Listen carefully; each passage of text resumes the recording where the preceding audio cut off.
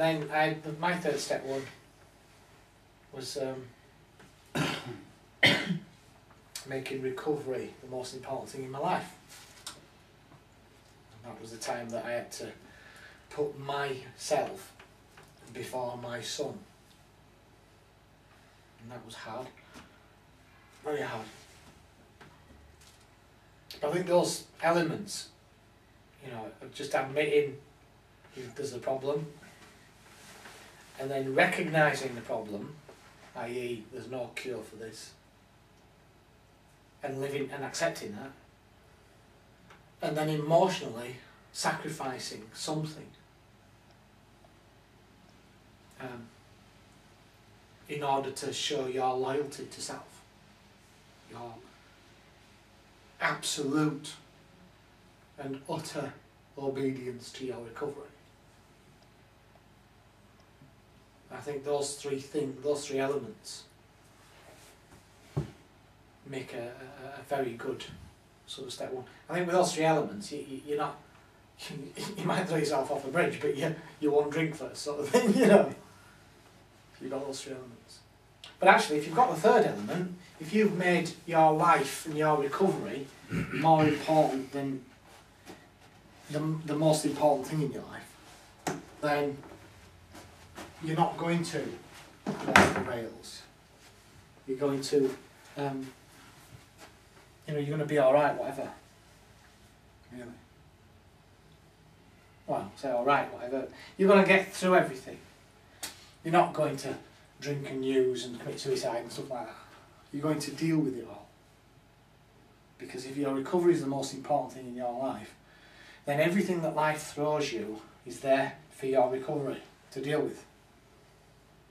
Do you see how that works? If recovery is the most important thing in your life, then everything life throws at you is about your recovery. Now, eventually, I had to stop recovering and turn it into growing. You know, because I'd done all my childhood work, I'd sorted most of my issues out that of any significance. So I think there comes a point when I'm not healing from past problems. I'm actually growing from new challenges. Yeah. But it doesn't matter whether it's recovery or growth. It's always recovery and growth, really. Well, it has to start with one. I mean, it has to start with reconditioning our thoughts to adapt to certain situation, because we have new situation every day. So we have to recondition our reflexes towards this situation, and then from them comes development or growth, as you put it. Yeah, that's it. Yeah, that's the process, isn't it? You find something that's wrong, you repair that in some way, heal from it in some way, and you have grown in that process.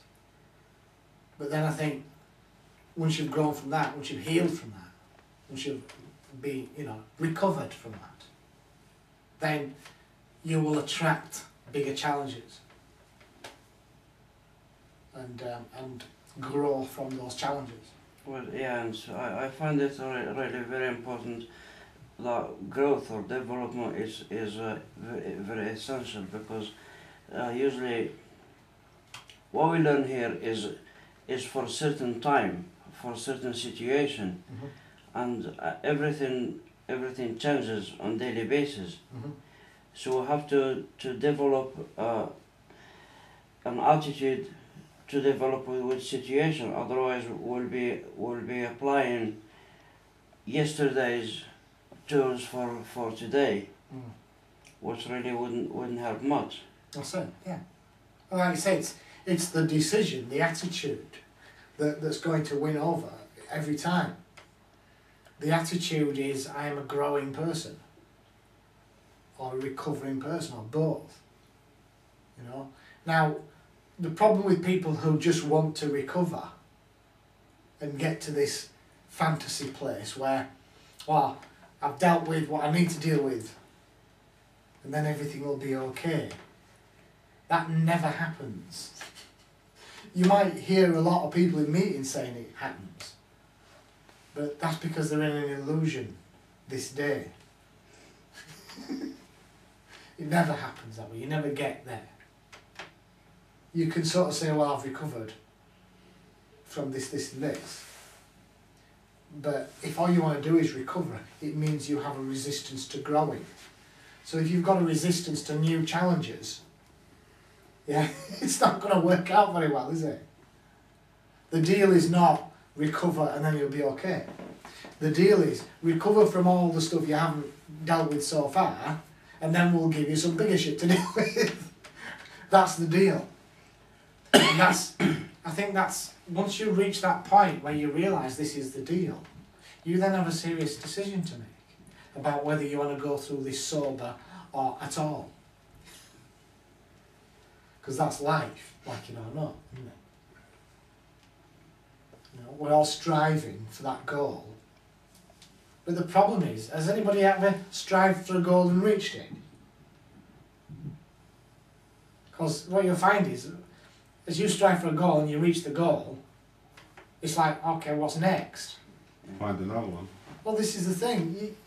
You suddenly find that hasn't created the happiness that you sought. No, because by the time you realise that your goal is more or less in sight now, your head's always on the next fucker anyway. There's never enough anyway, is there? No, that's the process. Like, that's what I went through a little while ago and I'm still going through, is finding the thing of setting a goal. The difference between setting a goal and making a plan, and then setting a goal and not investing happiness in it, not making sure that you're not setting a goal because when you get to that point you will be happy. Yeah. Making sure that you're happy and that is just a goal that you want to achieve. That's it, yeah. Like we say, if you want to get happy, you've got to do it today. You can't wait till you've achieved your goals. Because what you'll find is, even if you do achieve the goals, the happiness still won't be there. Because happiness only happens now. It might be there for the build-up, and then once you've got it, like you're saying, it's gone. You're happy while you're building up to that last bit of it, and then it's like buzzing, really, isn't it? If you're happy on your way, you're happy when you're there. If you're not happy on your way, you're not going to be happy just because you get there, right? The bastard thing as well is, if you're happy getting to the goal, if you're happy and you've set a goal, it's easier to get to the bloody goal. It's a lot easier to get to the goal happy. When you're striving to find that bit, pot of gold at the end of the rainbow. There's certain things that cannot really be goal in themselves. One of them is recovery. Recovery is not a goal. It's a journey. That's it. Yeah. Yeah. It's same as happiness. It's not a goal. It's a journey that is lasting as long as you're alive. That's right. And one of the quite beautiful things about addiction is that, you know, once you've crossed all those lines that you looked at in primary to get to this place of addiction, it's pretty obvious. If you look at the, you know, the sort of diagram we do of the like Christmas tree thought patterns, it's pretty obvious that, you know, that's never going to be cured. So on a daily basis, it's recover and grow or relapse, isn't it? And that's kind of the beauty of addiction in a sense.